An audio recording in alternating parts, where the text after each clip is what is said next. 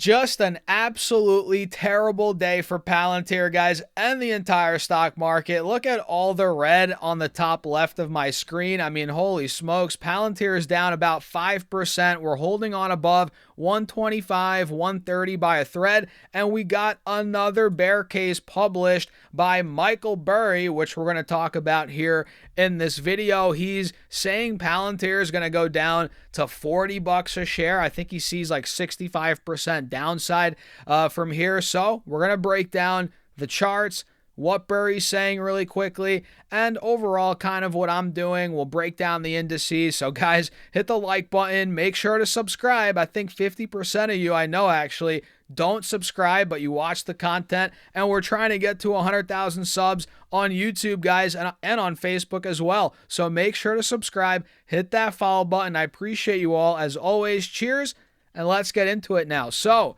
Palantir is hanging on by a thread, and for reference, every index is down in the US. The Dow's down 1.3, S&P's down 1.6. Now the Qs are down 2.1%, as the Russell's down the same, and Bitcoin, silver, gold, you guys know everything's down, and the VIX is up 20% now. It's actually the sell-off is accelerating into close. I'm filming this video 7 minutes before close, and things are getting uglier. We're accelerating into close. You guys see here on SPY, we're falling off a cliff. We jumped off a cliff to start the day. Then we cooled off for a little bit, couple hours. Now we're dumping again. That's bearish, right? You're seeing that on the Qs as well. Dumped off, consolidated a little bit here, then boom, dumped off again. So we are not looking good. And Palantir is hanging on to that support here from a couple of days ago by a thread, 125, 128. That's a big spot. And the reality is, look, if we break through that point, Palantir could be going a lot lower. That's a critical support, not just from a couple days ago, but also about a year ago. Palantir saw resistance at 125. You guys remember at that time, Palantir's all-time high was 125. It ran like crazy. It was hot. At that point, it was up like 6x. I mean, I'm in at 20 bucks a share, so I was up like 5-6x. Then it cut in half. A lot of people bought that dip, right? I didn't. I just held on. And then we had another crazy run. So at this point, we're back to where we were back in February before we cut in half, right? That's the support we're testing, that old resistance, which is actually crazy to say, that Palantir now has pretty much not cut in half per se, but it's down 40% from all-time highs. And I got to be honest, I can't say I'm crazy surprised. I didn't think that momentum we saw last year was going to continue into this year and, into next year, right? I had a feeling this was going to slow down, which is why I locked in gains like I covered when I did, and you guys saw it in my Patreon, right? I locked in gains at 180 bucks on a good position, good portion, right? And that was like an 800% gain. So I'm not too surprised. I got to be honest. And one thing that is maybe a little surprising is the fact that software stocks have gotten demolished, this aggressively, this fast. And that's the reason why Palantir is obviously down as well. It's kind of grouped into that. So, I mean, that could be surprising, how quick it's come down. But then again, you have to realize, guys, stocks take the stairs up, elevator down. You've heard that saying many times, right? It could be 6 months where Palantir goes from 65 to 100, and then 2 weeks where it goes from 100 to 70. That's how the market works, especially with these high beta names, and that's what Palantir is. It's a high beta name. So enough of that. Enough of me yapping. Let's go over here and talk about Michael Burry. And I don't actually subscribe to his Substack. I probably should. I mean, how much even is it? It's probably like 30 bucks a month. Not bad at all. I probably should subscribe for the sake of these videos and for me reading his content. It's fun reading his content. It's insightful, even if I don't agree with a lot of it. But we can see, and this article is riddled with ads. I apologize. You guys know how that goes. So many ads these days on all these articles. The paywall. You have to have a freaking membership to 10 news sites, Bloomberg, The Street, right? Investing.com, this, that, Business Insider. It's ridiculous. But anyway, big short investor Michael Burry just unveiled a new bear case on Palantir. Here's what's behind his thesis. Let's scroll down here and see what's going on. So the big short, again, Burry, unveiled his latest thoughts.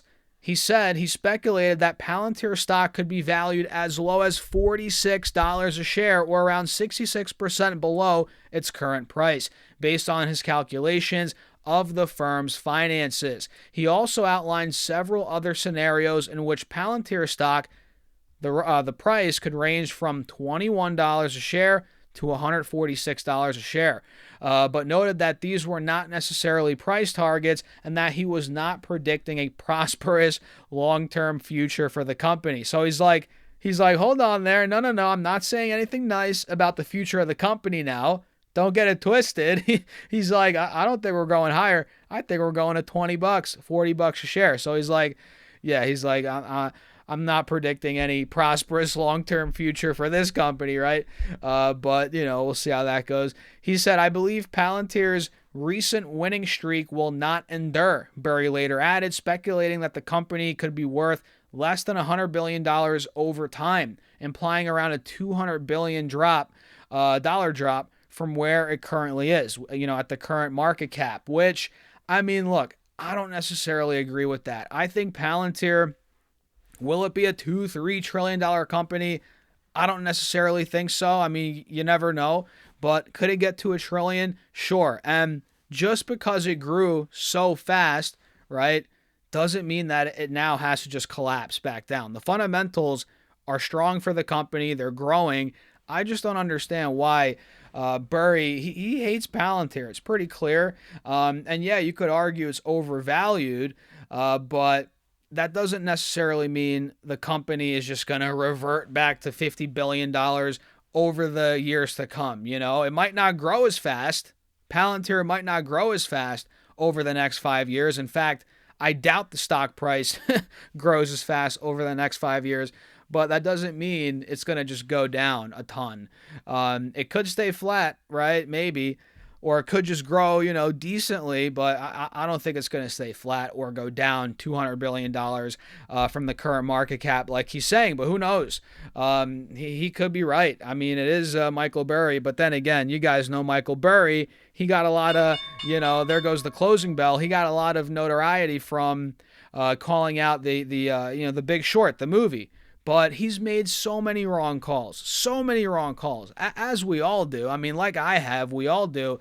But he makes a lot of wrong calls, guys. Just because he says this doesn't mean it's gospel. You know what I mean? Doesn't mean it's going to happen for sure. But I guess he has been making money on his Palantir short. I think, is he still in those puts, guys? I guess he did nail that one. Maybe NVIDIA, he's probably covered by now. I really hope he has. I don't think NVIDIA is going down a ton. I don't think we're in a huge AI bubble like he does. But anyway, the first reason he thinks Palantir is going down a bunch is because Palantir's money-losing years were rough. Burry highlighted several details about their finances when the firm was losing money. The company was unprofitable for its first 2 decades, which, yes, I must admit, that is a long time. 2 decades. Let me get some water, by the way. But, yes, now they are profitable. But, yeah, he's highlighting, okay, they were unprofitable for their first 2 decades in business. He said at one point, excuse me, guys, in those 20 years, Palantir had no compounding sales, meaning that its sales weren't expanding or leading to future deals, Burry said, citing an anecdotal report he received from an unnamed former Palantir staff member. And, what does that mean? Okay, but, now they do have a bunch of new customers that are leading to more deals, right? Their deal flow is insane. I don't understand where he's going with that. So he said, Palantir was like a shark. To grow, it needed to just keep swimming, adding as many deals as it could. Okay. And number 2, spending is high. Burry highlighted various expenses Palantir accrued over the years. Notably, the firm poured more than $450 million in SPACs during the pandemic, many of which lost value. Burry also said that Palantir has a 20-80 compensation split between top management and the rest of the company, citing info from an unnamed former forward deployed engineer at the company. He acknowledged he couldn't verify the information independently, right? Prior to going public, the firm racked up around $3.8 billion in losses, according to Burry. If you have not realized it by now, the company really knows how to throw money around, pointing to how Alex Karp was awarded more than $1 billion in stock options leading up to Palantir's IPO. And yes, Karp has made an ungodly amount of money. I'll be honest. I'll even say that. It seems like Burry just doesn't trust Karp to be a good steward with money. I mean, with the firm's capital. It kind of seems like he has an issue with Karp. Maybe that's a reason why he's shorting it, or in puts, whatever. Another reason here, R&D spend. Gross margins could be inflated. Leading up to its IPO, Palantir included items in its R&D spend that could have inflated the number, Burry suggested, noting how expenses related to travel, cloud hosting, and stock-based comp were incorporated into the figure. Interesting. That is interesting. Let's see, gross margins could be overstated, Burry suggested, pointing to how the costs associated with Palantir's forward-deployed engineers are split atypically across R&D and sales and marketing, which could make the firm's gross margins look higher. Let's see, if Palantir were following the accounting standards of Accenture or Deloitte, gross margins would collapse. The SaaS software charade would be obvious. The stock would also likely have a price-to-sales multiple magnitude lower. Interesting there. I got to look into that. I got to look deeper into that. That's an interesting point. I could see that being a valid point, potentially. Number 4, high expectations relative to revenue. Burry pointed to the number of billionaires associated with Palantir relative to the company's revenue. He said he believed the firm had the highest ratio of billionaires to sales in global stock market history, a metric abbreviated as the BS ratio. Oh man, such BS speaks to egregious stock-based comp paired to remarkably few dollars of revenue, but it really is an expectations revenue or ratio. And if it's the highest in history, so are expectations for Palantir. So he goes on and on about that. Let's see. Burry said that he was not currently. Oh, okay, that's interesting. Wait a second. So Burry said he was not currently shorting Palantir, but as puts on the stock. Okay. I didn't see that part. So I was like, wait, he's not shorting Palantir, but no, he has puts on the stock.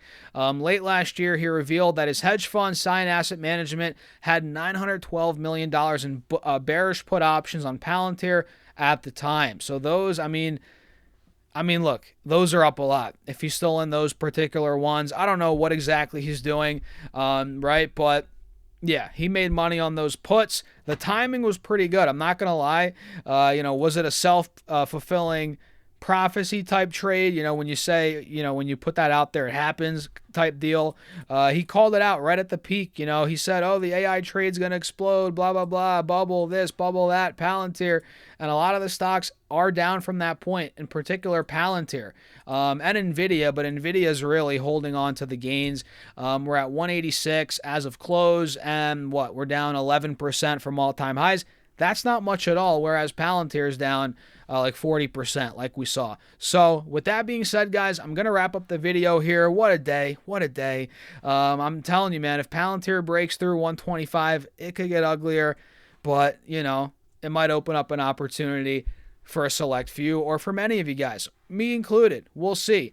So what do you think? Let me know in the comments. Hit the like button, subscribe, join the Patreon for my portfolio updates, my private Discord. That's linked down below, also pinned in the comments, or go to stocksarefest.com/Patreon. And with that being said, guys, cheers. I'll see you all in the next video.